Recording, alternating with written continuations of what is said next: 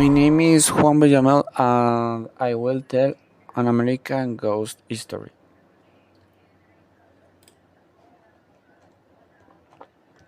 Okay, an American ghost story.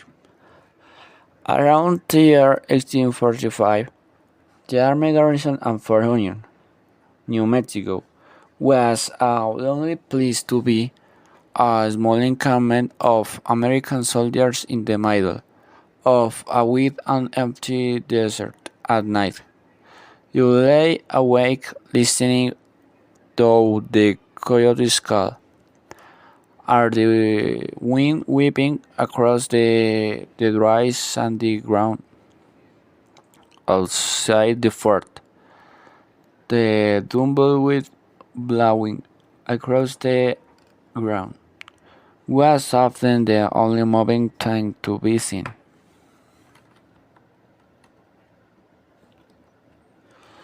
As for Onion itself, it was a confusion of action and inaction. A small garrison inhabited mostly by men. Few ladies wish or dare to venture to this remote outpost of the Union, but some did. Among those there at the time, there was a very beautiful young lady, the sister-in-law of the captain.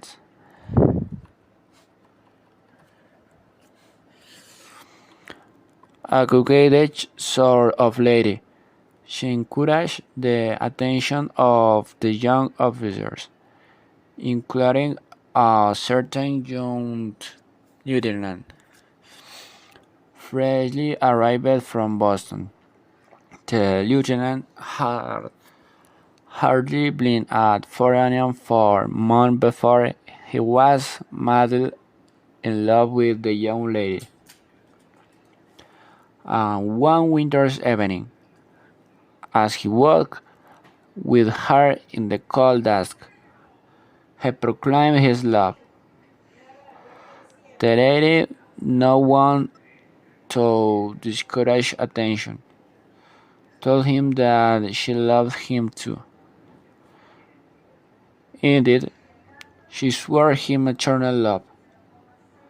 Yes, as she had done to several authors before.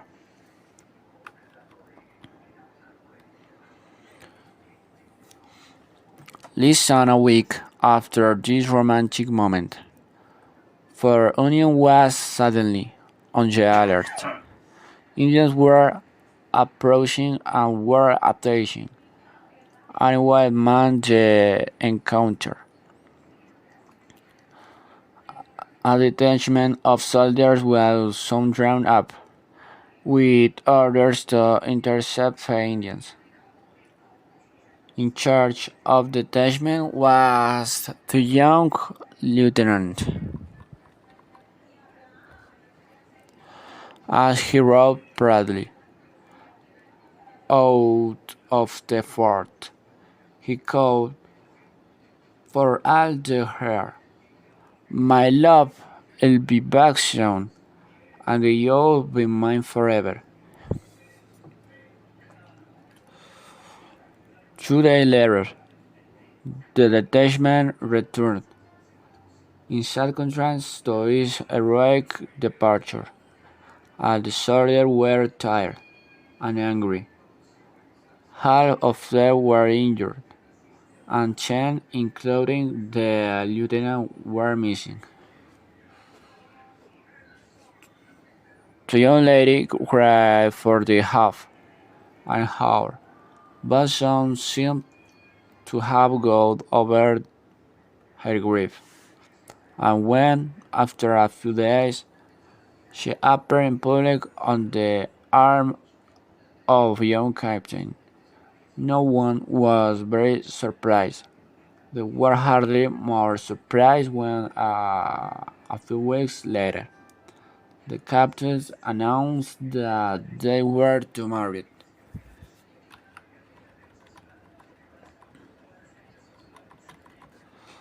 They did not wait long. The wedding was fixed for the following weekend. It was to be the biggest social occasion of the year in First Union, and so it was. After the ceremony, all the offers and chair ladies, the few that there were gathered for a grand ball. There was food and drink, and the band played. The men and the women and drank, laughed and danced.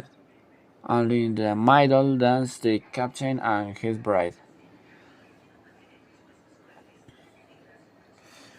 It was just before midnight, and the festive spirit was at its highest, when suddenly a strong gust of cold wind blew in through the open doors and windows.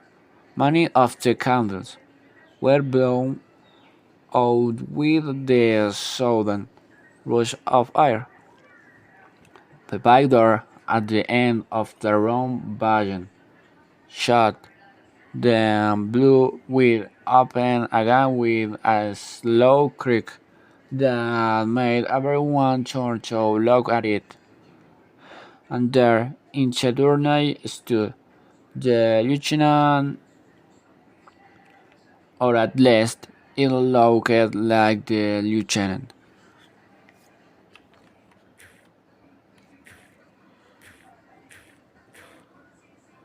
But his clothes were covered in blood, and big dark coat ran right across her forehead. A large section of skin and hair had been cut off his head.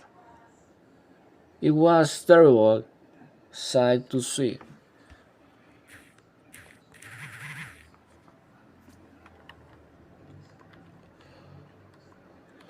Everyone in the room froze with fear as the lieutenant entered silently and walked up towards the lady.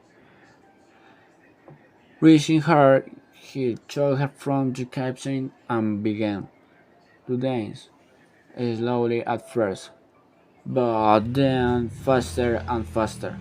One by one, the musicians began to play, as if driven by some strange force.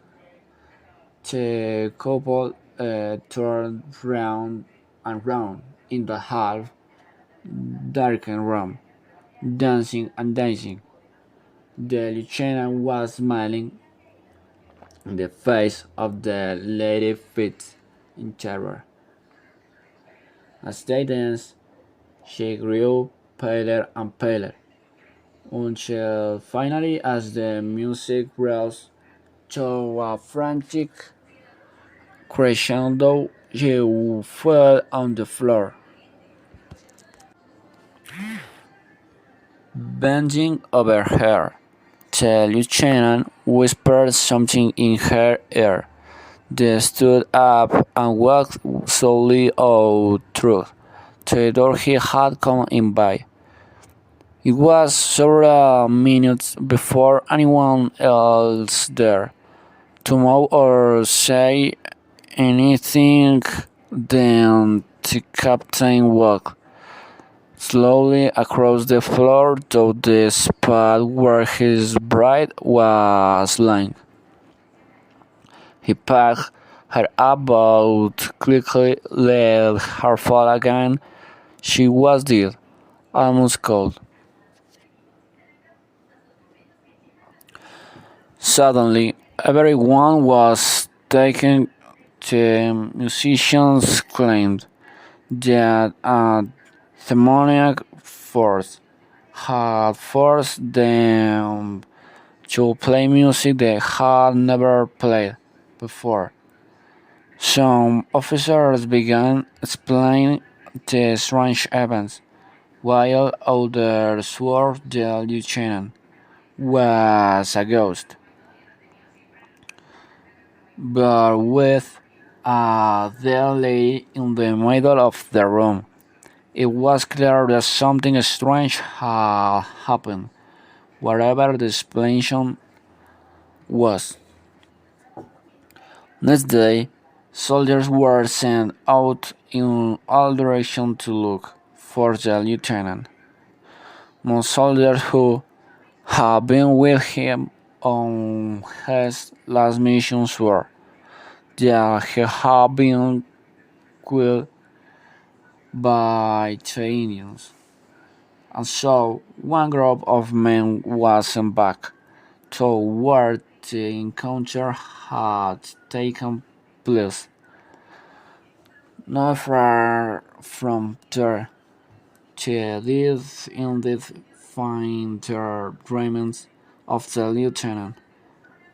Vultures had pecked his bones. He had been dead for several weeks. Thank you.